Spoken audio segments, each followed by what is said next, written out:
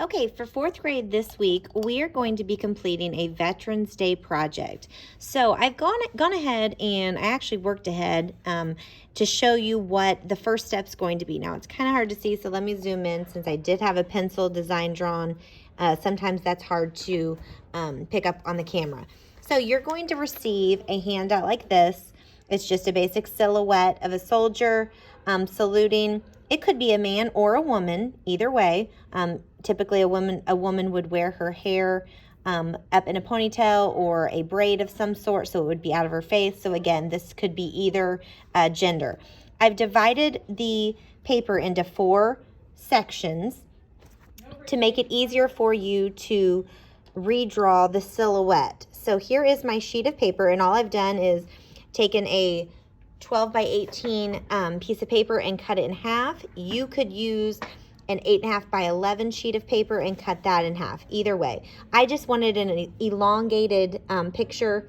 So the first step is going to be to duplicate the soldier silhouette onto your piece of paper. Now in class, what we're going to do, this is 16 inches long. We're going to divide it into 4 sections. So every 4 inches, we're going to put a little line here so that we can see what you're supposed to draw in that section. So if I divide the first section 4 inches down, then I would go back up here to the top and I would go ahead and add what goes in this first section based upon this drawing. So you can see what goes in there. That right here, that would go in the first section. Same thing with the second section, third section, and so on. So first step would be with your pencil to draw the silhouette of our soldier. Okay, once you get the outline of your soldier completed, inside the soldier, we are going to do the American flag. Now, obviously, it's going to be really difficult to get like 50 stars in there. And don't worry about trying to get your stripes numbered perfectly. We don't need 13.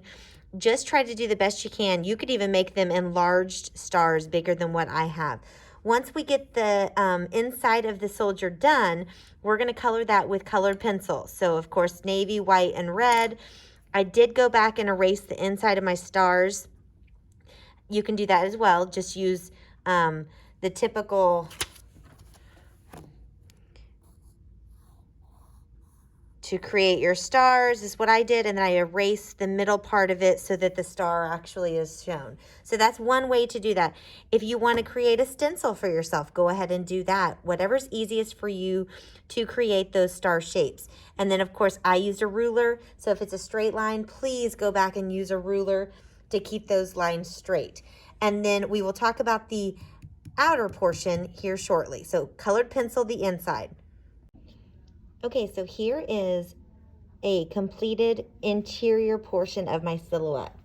So you can see the American flag, very distinct, the red, white, and blue, and now I have this exterior part that I have to fill in. So a couple different options. You can use a black marker to fill this in. You could use black paint to fill this in. You could even use a black colored pencil or a crayon. So I'm gonna leave the outside portion up to you.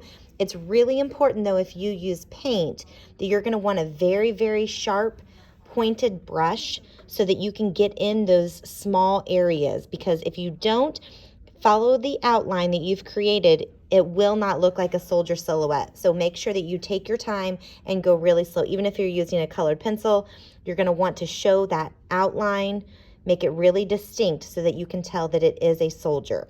Okay, so I will click back on here after I finish the exterior portion, and you can see the silhouette.